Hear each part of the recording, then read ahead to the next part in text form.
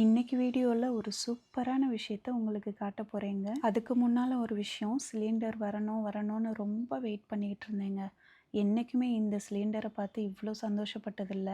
ஆனால் இந்த தடவை தான் ரொம்ப சந்தோஷப்பட்டேன். என்கிட்ட ஒரு சிலிண்டர் இருக்கிறதுனால தான் காலியானதுக்கப்புறம் ரொம்ப கஷ்டமாயிருக்கு. எலெக்ஷன் அன்னைக்கு எனக்கு லீவுங்க. அன்னைக்கு பாகற்காய் குழம்பு வச்சேங்க.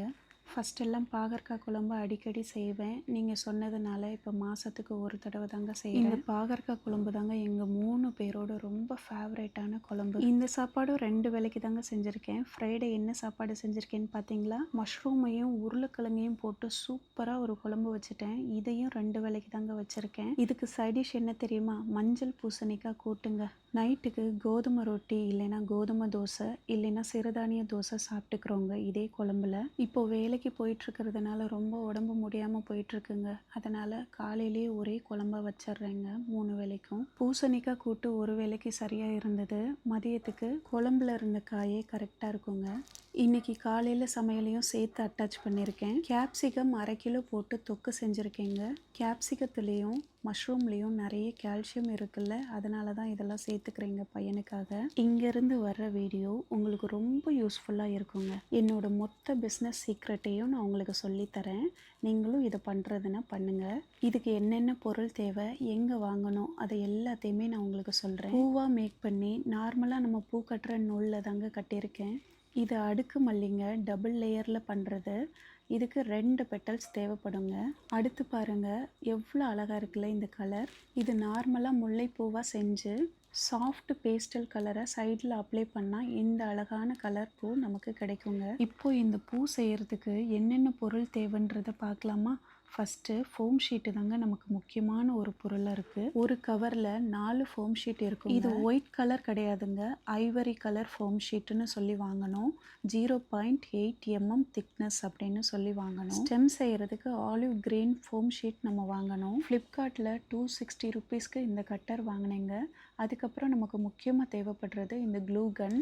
இந்த க்ளூ கன்னும் ஃப்ளிப்கார்ட்டில் தாங்க வாங்கினேன். இதோட 10 க்ளூ ஸ்டிக் கொடுத்தாங்கங்க. அது எனக்கு காலி ஆயிடுச்சு. அதனால் மறுபடியும் ஆர்டர் பண்ணி க்ளூ ஸ்டிக் மட்டும் வாங்கினேன். அடுத்து என்ன தேவை தெரியுமாங்க? இந்த கட்டிங் மெஷினை அமேசானில் 2300 ரூபாய்க்கு வாங்கினேங்க. இதில் 2 கிளாஸ் கொடுப்பாங்க, ஏபின்னு போட்டிருக்கோம். இந்த மெஷின் தான் நமக்கு நிரந்தரமான முதல். இது கிளாஸ் கிடையாதுன்னு நினைக்கிறேன், தடிமனான பிளாஸ்டிக் மெட்டீரியலில் தான் செஞ்சுருக்காங்க. ஏ தாங்க அடியில் வரணும், பி மேலாக வரணும். இந்த கிளாஸ் ஏன் இவ்வளோ டேமேஜ் ஆன மாதிரி இருக்குன்னு பார்க்குறீங்களா? அதுக்கு காரணம் இந்த கட்டிங் டை தாங்க. எனக்கு கட்டிங் டை கிடைக்காததுனால அமேசானில் நான் ரொம்ப தேடி பார்த்து இந்த கட்டிங் டை வாங்கினேங்க. இது ரொம்ப ரொம்ப ஷார்ப்பாக இருக்குங்க. ஆனால் இந்த அச்சு நமக்கு பெட்டல்ஸ்க்கு செட் ஆகலைங்க. ஃபோம் ஷீட் எங்கே கிடைக்குன்றதை நான் சொல்லிடுறேன். கிராஃப்டஸ் கார்னர் வெப்சைட்டில் தாங்க நான் இதை வாங்கினேன். இந்த கட்டிங் டையும் அவங்க கிட்ட தாங்க வாங்கினேன். முல்லைப்பூக்கு 5 கட்டிங் டை கொடுத்துருக்காங்க. மல்லிப்பூக்கு 3 கட்டிங் டை கொடுத்துருக்காங்கங்க. நமக்கு 2 கட்டிங் டை மட்டும்தான் தேவைப்படும், மிச்சம்லாம் நமக்கு தேவைப்படாது. அது ஏதாவது கிராஃப்ட் ஒர்க் ஏதாவது பண்ணுறதுனா மட்டும்தான் யூஸ் பண்ண முடியும். இந்த ஃபோம் ஷீட் அவ்வளோ ஈஸியாக நமக்கு கிடைக்காதுங்க. அதனால் இந்த ஃபோம் ஷீட்டை நம்ம வேஸ்ட் பண்ணாமல் தான் நம்ம கட் பண்ணணும். 4x4ன்றது ஒரு பாக்ஸுக்கு வந்தால் கரெக்டாக இருக்குங்க. ஃபஸ்ட்டு தான் நமக்கு மெஷர்மெண்ட் எல்லாம் தேவைப்படும். அதுக்கப்புறம் குத்து மதிப்பாக நம்மளே கட் பண்ண ஆரம்பிச்சிடலாம். இப்போ நான் அப்படி தான் கட் பண்ணிகிட்ருக்கேன். 2 அச்சையும் வச்சு செக் பண்ணி பார்த்தோன்னா கரெக்டாக கவர் ஆகணுங்க. இல்லைன்னா நமக்கு கொஞ்சம் பெட்டல்ஸ் கட் ஆகி பெட்டல்ஸ் வேஸ்ட்டாக போயிருங்க. இப்போ ஃபோம் ஷீட்டை 5 பீஸாக ஒன்றுக்கு மேலே ஒன்றா அடுக்கி வச்சுக்கலாம். அப்போ தான் கட் பண்ணுறதுக்கு ரொம்ப ஈஸியாக இருக்குங்க. இந்த செலவெல்லாம் பிஸ்னஸ் பண்ணுறவங்களுக்காக தான். வீட்டில் நமக்காக மட்டுமே நம்ம செஞ்சுக்கணும்னு நினச்சோன்னா நம்ம கையிலேயே நம்ம பெட்டல்ஸை கட் பண்ணிக்கலாங்க. கட்டிங் மெஷின், கட்டிங் டையெல்லாம் நமக்கு வாங்க தேவையில்லை. ஒன்லி ஃபோம் ஷீட் மட்டும் நமக்கு இருந்தால் போதும். நான் எப்படி வச்சேன்னு பார்த்தீங்களா? ஏன்னு போட்டிருந்த கிளாஸ் நல்லா திக்காக இருக்குங்க. அதில் தான் நான் ஃபோம் ஷீட் வச்சு அதுக்கு மேலே கட்டிங் டையை நான் வச்சேன். பியை அதுக்கு மேலே லாக் பண்ணி மெஷினை யூஸ் பண்ணினேங்க. ஏ கீழே வரணும், பி மேலே வரணும், இவ்வளோதாங்க. இப்போ பாருங்கள் பெட்டல்ஸ் எவ்வளோ அழகாக கட் ஆயிருச்சுன்னு. இந்த கட்டிங் பீஸை நம்ம வேஸ்ட் பண்ணாமல் வைக்கலாம். இதை வச்சு என்ன பண்ணணும் அப்படின்றதையும் நான் சொல்கிறேன். ஃபோம் ஷீட்டில் நிறைய டைப் இருக்குது. சில ஃபோம் ஷீட்டெல்லாம் அயன் பாக்ஸில் வச்சு நம்ம ஹீட் பண்ணுறப்போ அப்படியே சுருங்கி போயிடும், அயன் பாக்ஸ்லேயே ஒட்டிக்கும். அந்த மாதிரியான மைனஸ் எல்லாம் இருக்குங்க.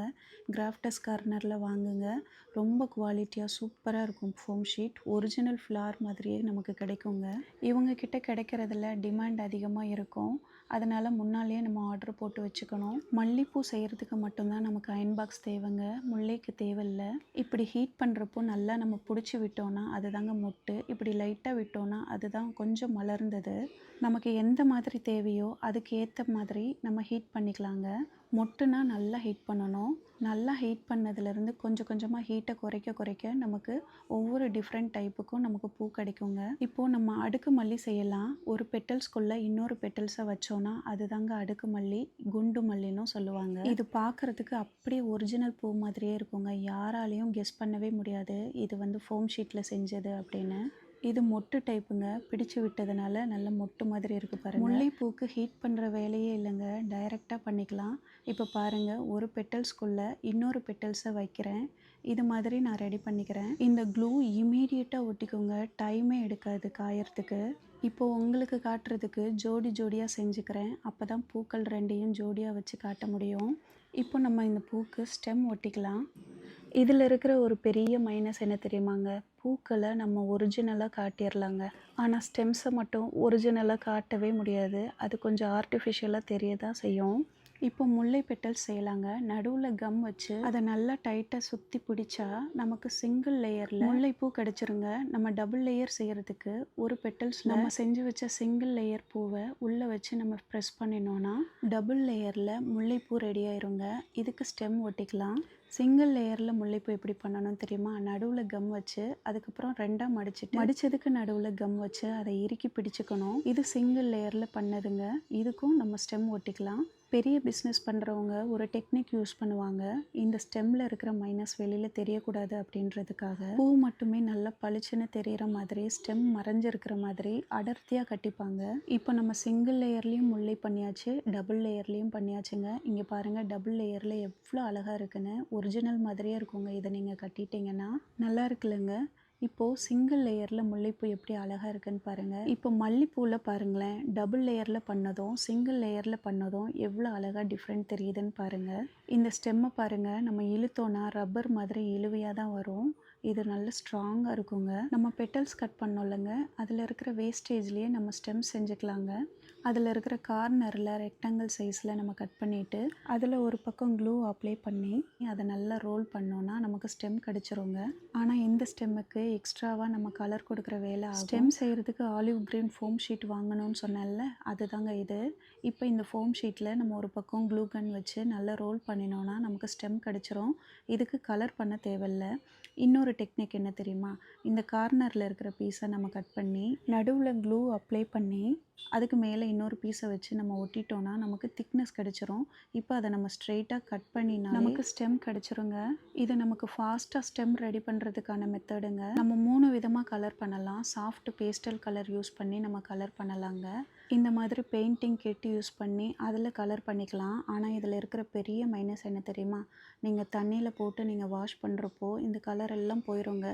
அதனால் அக்ரிலிக் பெயிண்ட்டை யூஸ் பண்ணணுன்னா இந்த மாதிரி நமக்கு கலர் கிடைக்கும். எல்லோ, ஒயிட், க்ரீன் 3ஐயுமே நம்ம கொஞ்சம் கொஞ்சமாக எடுத்து மிக்ஸ் பண்ணி இந்த மாதிரி நம்ம கலர் பண்ணிக்கலாம். இந்த பெயிண்ட் யூஸ் பண்ணுறதுனால நம்ம எத்தனை தடவை தண்ணியில் போட்டு வாஷ் பண்ணினாலும் இந்த கலர் அப்படியே தான் இருக்கும். இந்த வீடியோ பிடிச்சிருந்ததுன்னா மறக்காமல் லைக் பண்ணிக்கோங்க, ஹைப் ஆப்ஷன் கொடுத்துருங்க எனக்காக. நன்றி, வணக்கம்.